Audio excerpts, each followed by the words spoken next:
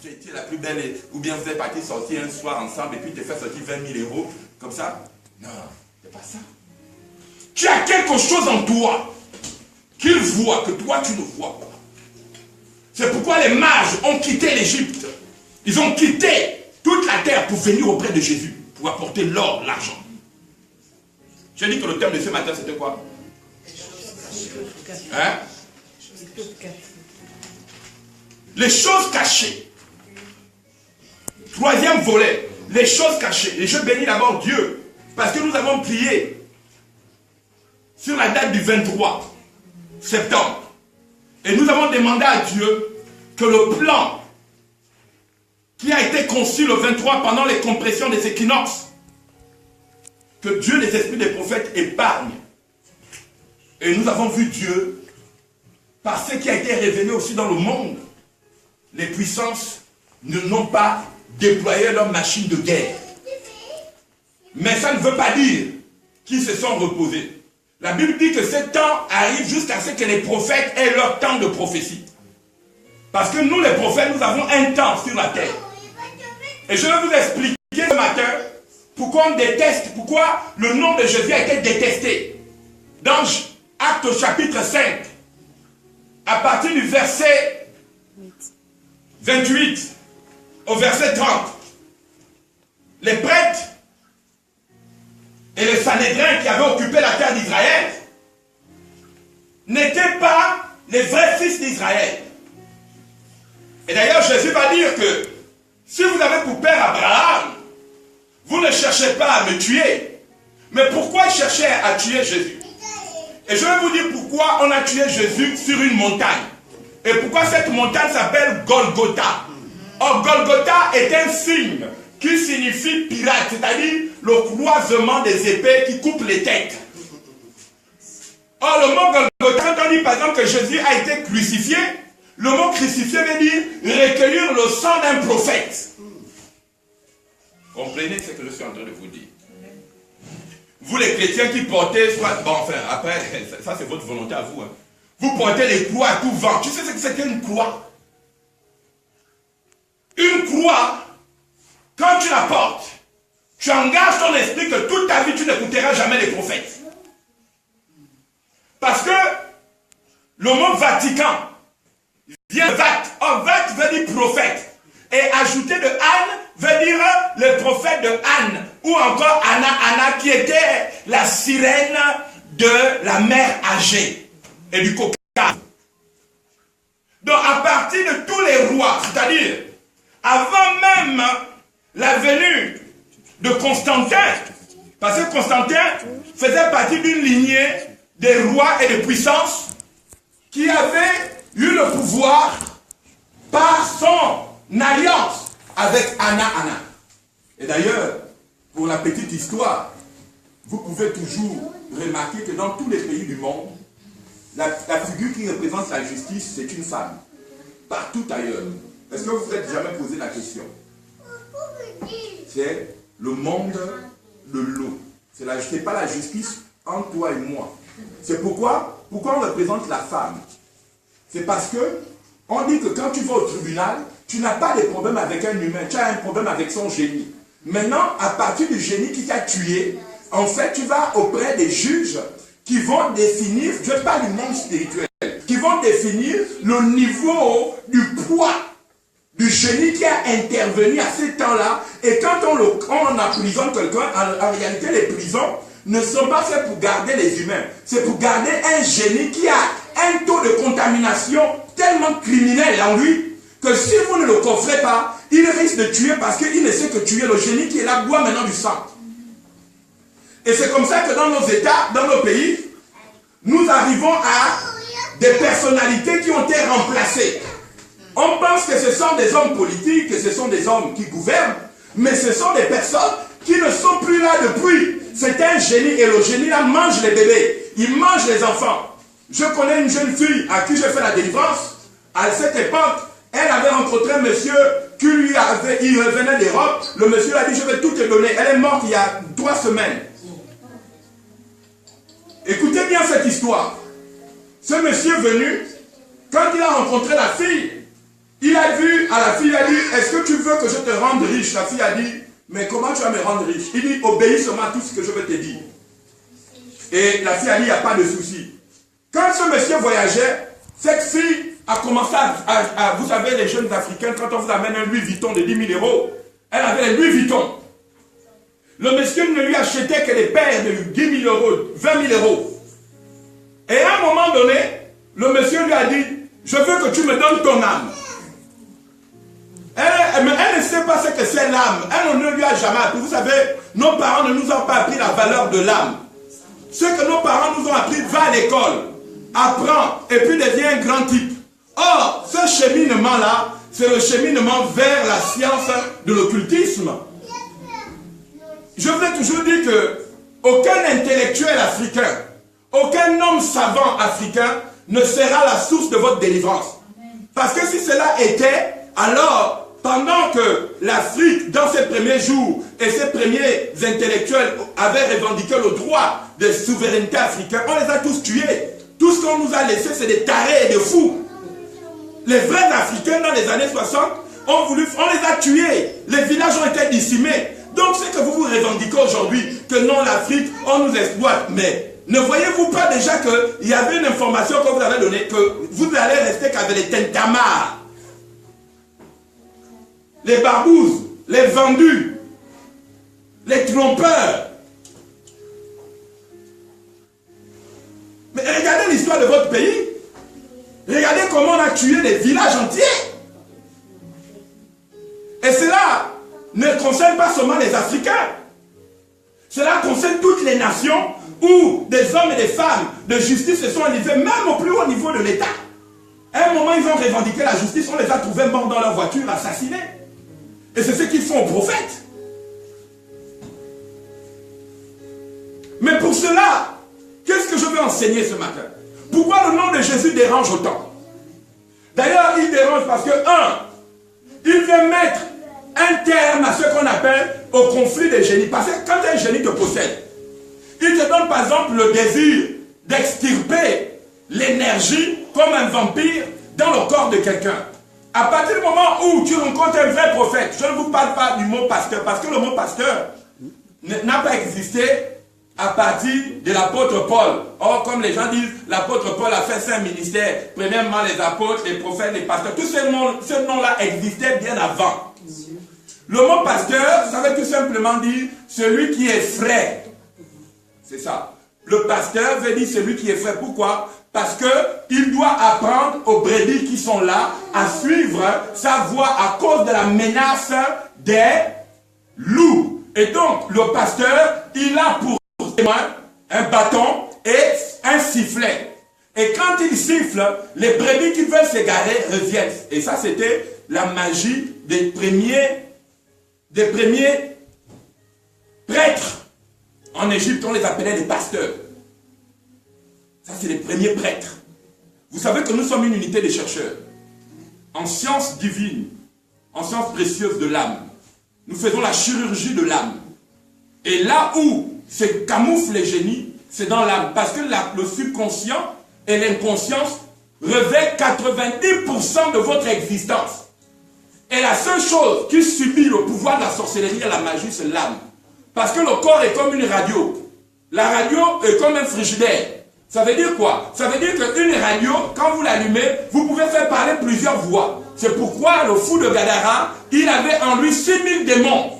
Un seul corps. Ça veut dire que pendant que tu es sur la terre, tu peux vivre avec l'esprit de souffrance. L'esprit, alléluia, maladie étrange, tout inguérissable, perte de 112 ans. Et comment on appellerait ça? Esprit de dépression, mensonge, esprit d'hypocrisie et de jalousie. Tout ça, ça peut résider dans une personne. Et je vous dis, autant il y a des démons, autant le corps d'une personne, c'est pourquoi il y a des gens, ils tuent tout de suite. Il a même assisté à un crime rituel. Le même soir, il va en boîte de nuit, il a tué une femme, en boîte de nuit, il drague encore une autre femme, il danse, il part, il te tue. Pourquoi? Parce que ce n'est pas lui qui vit, c'est la nature des esprits qui sont en lui.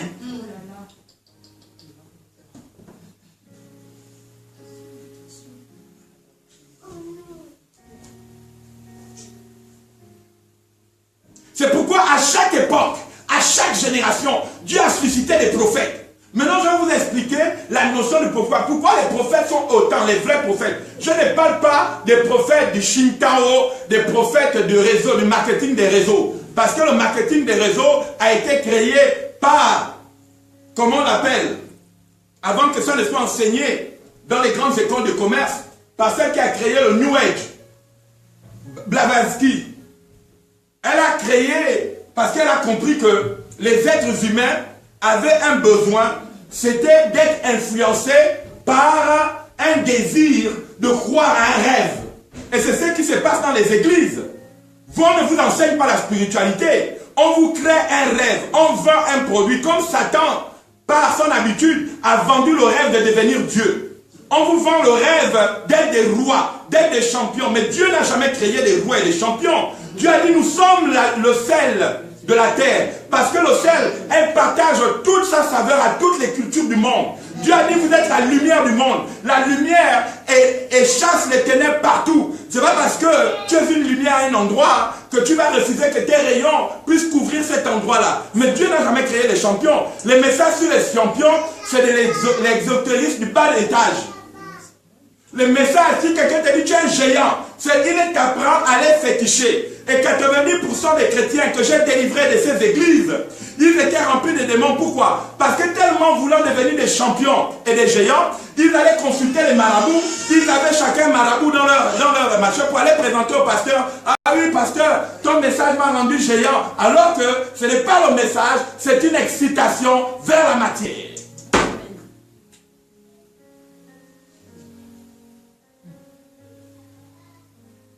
Nous sommes au dernier virage. Dans tous les cas, si aujourd'hui je parle, c'est parce qu'il reste peu de temps. Et je ne suis pas catastrophiste. Je suis tout simplement celui qui a été envoyé sur la terre pour ramener certaines âmes de lumière à la vie. Parce que ton âme a plein de sel. Je n'ai jamais méprisé l'âme de quelqu'un. Mais j'ai horreur de ceux qui te font vendre un rêve. Satan est un vendeur de rêves. Il vend les royaumes d'oppression. Et vous écoutez quelqu'un pendant 10 ans. Vous ne savez même pas lire les symboles. Pourquoi on déteste les prophètes? Les vrais prophètes sont d'abord les hommes qui savent lire les symboles. Ils sont dans la cryptologie. Par exemple, moi, je ne suis pas allé à une école spécialisée. Mais dès lors que l'Esprit de Dieu est rentré en moi, je sais lire tous les symboles. Je sais lire la couleur qui correspond à un génie. Toi, on te dit, oui, prends ça, mets cette couleur-là. Alors que c'est une couleur qui rappelle ton esclavage, ton exploitation. Toi, tu t'habilles pour ne pas te guérir. Moi, quand je m'habille, je me guéris. Parce que derrière chaque couleur, il y a un message que tu envoies. Bref, je vais m'arrêter là. Pour dire quoi? Pour dire que pourquoi Jésus a été tant détesté. Pourquoi le Sanhédrin et toute la corporation de la pensée de cette époque-là ont interdit le message de Jésus. Et ils sont même jusqu'à frapper les apôtres qui étaient en train de délivrer les âmes des hommes. Mais ce n'est pas d'aujourd'hui qu'on déteste les vrais prophètes. Mais quand vous êtes un vrai prophète, n'attendez pas que les gens vous adulent. Vous voulez être adoubé par les gens, mais ce n'est pas... C'est plus facile d'être un faux prophète, de construire une église de 3 000, 20 000 membres. Vous savez, j'ai toujours dit, si vous n'avez pas eu d'expérience spirituelle, vous pouvez parler de Jésus pour amuser la galerie. Moi, j'ai une expérience spirituelle. Je sais en qui j'ai cru et je sais de quoi je prêche. Amen. J'ai eu l'occasion de visiter la terre. J'ai eu l'occasion d'aller à Jérusalem. Certains y vont peut-être pour aller prendre certaines choses, mais moi je suis allé pour comprendre l'histoire de Dieu. Et au début de ma foi, j'ai été intéressé par l'hébreu. Je commençais à étudier l'hébreu. J'ai étudié les clés des hébreux. Et après je me suis détaché pour essayer de comprendre la vie de l'esprit. Si je voulais être parmi ces hommes qui ont du succès dans ce temps et dans cette époque, systématiquement, je ne sais pourquoi, il y a des gens quand ils prêchent, j'ai dit voici les vendeurs des rêves. Je ne suis pas là pour vendre un rêve. Les temps sont trop courts. Excusez-moi, la Bible dit qu'avant que la bête ne sorte dans Apocalypse au chapitre 10, il y eut dans le ciel une heure, une demi-heure de silence. Mais pourquoi? À cause des prophètes. Regarde, quelqu'un dit ce matin, ton âme a un message. Tu dois comprendre que tu ne dois plus te laisser exploiter par les vendeurs des esprits cynocéphales. Vous connaissez ce que c'est un cynocéphale? Ce sont les Égyptiens. Un cynocéphale, c'est celui qui va autour de votre vie chercher l'animal qui correspond à votre corps. Est-ce que vous savez que chaque être humain, quand on doit le posséder ou quand on doit agir en sorcellerie contre lui, on doit toujours chercher l'animal qui correspond à votre corps. Et c'est pourquoi vous voyez que les puissants de la terre adorent Baphomet. Ils adorent Bélial. Ils adorent Asmodée, Mammon. Pourquoi? Mais parce que tout simplement, dans le monde de la sorcellerie, il y a une loi qui existe. À partir du moment où l'homme n'est plus solaire, il devient une puissance animalière. Il devient la voix de la bête. Et c'est pour cette raison que tout homme qui n'a pas accepté Jésus sera mangé par le serpent. Et le mot poussière ne signifie pas ici la connotation du sable. Le mot poussière veut dire que tu es un animal. Pourquoi? Parce que l'animal ne connaît pas l'ascension. Sa vie a été tirée de la poussière et il répare à la poussière. Et le roi des animaux, c'est le serpent. C'est pourquoi, quand on va sacrifier ton enfant, on va d'abord voir dans le corps de cette femme la nature du poids de la bête qui caractérise votre corps. Et c'est pour cette raison que dans certaines familles, on dit on a notre totem, nous c'est la panthère. Mais vous savez par exemple, quand vous dites que vous êtes une panthère, le mot panthère c'est au féminin. Et la panthère prononcée au féminin signifie quoi? Signifie l'être qui n'a pas de compassion. Donc quand tu te dis que tu es une panthère, ça veut dire que tu ne cherches pas à enlever celui qui tue, c'est que toi tu cherches à tuer mieux que lui. Est-ce que vous comprenez un peu? C'est pour cette raison qu'en sorcellerie, et ça, moi je n'ai pas attendu de venir en Europe pour le voir. Une fois, j'ai eu des cousins qui sont allés à la chasse, et pendant qu'ils sont allés à la chasse, il y a un qui a dit à l'autre, ne bouge pas, attends-moi. Et il est parti, et quand il est parti, quelques heures plus tard, l'autre est arrivé, et il voit une bête qui passe devant lui. Mais il avait oublié que l'autre lui avait dit, si tu vois une bête, ne tire pas. En fait, c'était l'autre qui était avec lui. Et quand il est parti, il a tiré sur la personne. Quand il a tiré sur lui, et c'est comme ça, dans notre pays, moi je suis originaire du Gabon. Le Gabon, il faut le savoir, je ne parle pas du Gabon de 1960. Je parle du Gabon avant 1960. Il y avait ce qu'on appelait la société secrète des panthères. C'était des hommes qui se transformaient pour aller faire des chasses. Et ils ramenaient la nourriture au village. Je sais de quoi je parle. Donc, quand tu te dis que tu es une panthère, moi je ne me reconnais pas. Et puis, quand je parle de Gabon, je ne parle pas du Gabon sur, comment on appelle, l'imagerie des nations. Je parle de la terre. La terre, parce que la terre, là où on est localisé, c'est d'abord le lieu de pouvoir. Vous savez, je suis descendant des hommes de pouvoir. Amen. Ça, il faut que vous le sachiez quand je parle. Je ne parle pas des rigolos. Amen. Amen. Je ne suis pas un rigolo. Amen. Amen. Et parmi ces hommes de pouvoir, je me suis déconnecté de ces esprits pour devenir être lumière. Amen. Amen. Amen. Attention. Amen. Toi, tu ne connais pas ton pays, tu connais ta carte d'identité nationale, tu connais ton passeport, mais tu ne connais pas les mystères de la terre.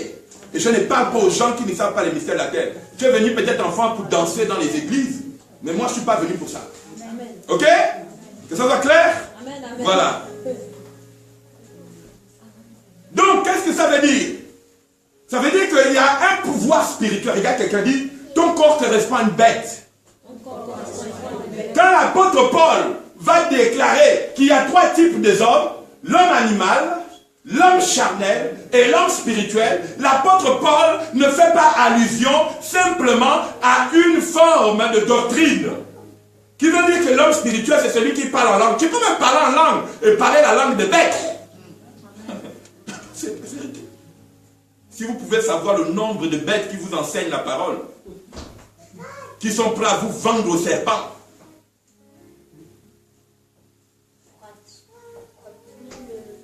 L'apôtre Paul, quand il parle de la bête, il veut faire allusion à ceux qui n'ont pas connu l'ascension. Leur ascension, ce n'est pas les êtres ascensionnés. Et pourquoi notre monde va connaître le pouvoir? Parce que la plus grande partie de l'humanité est devenue des bêtes.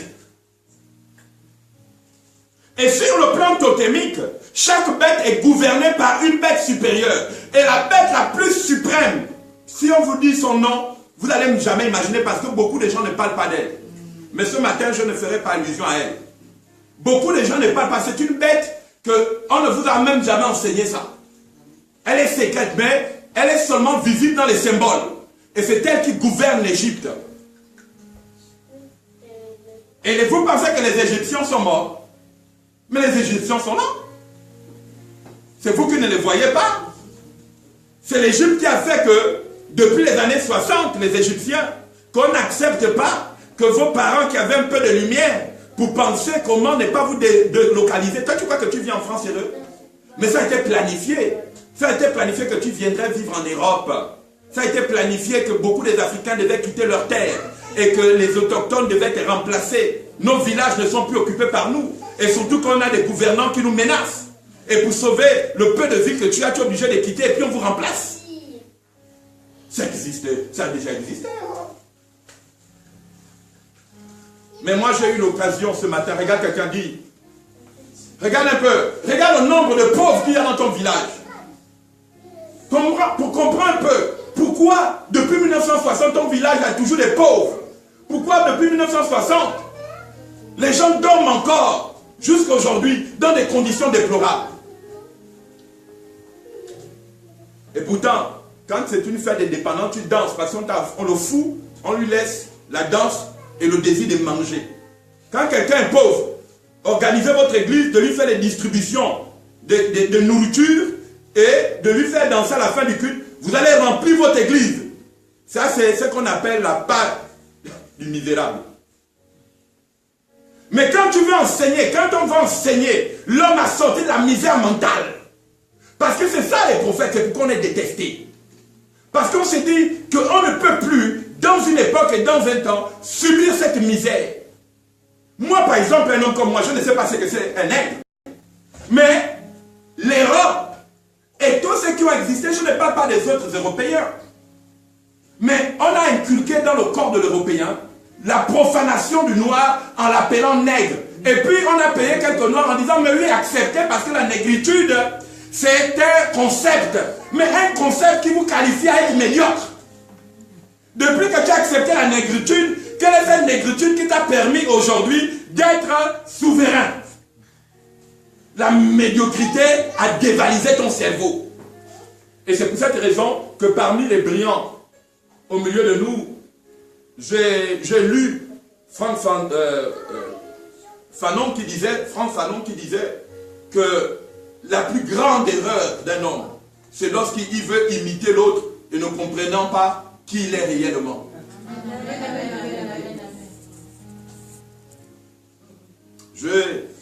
Jésus a été détesté parce que Jésus n'était pas dans l'imitation des pharisiens. Les pharisiens avaient des grands temples. Les pharisiens avaient une réputation, ils avaient des habits. On les voyait comme des gens importants. Mais Jésus est venu démystifier leur façon d'attraper les gens. Ta prière a une autorité ce matin. Amen, amen, amen, amen.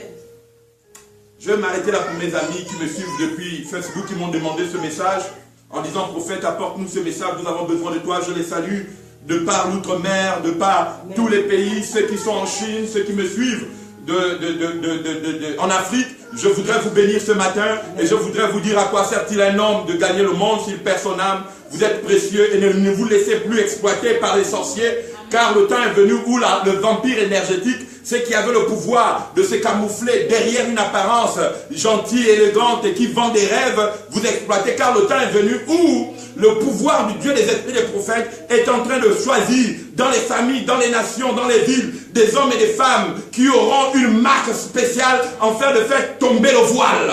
Que Dieu vous bénisse.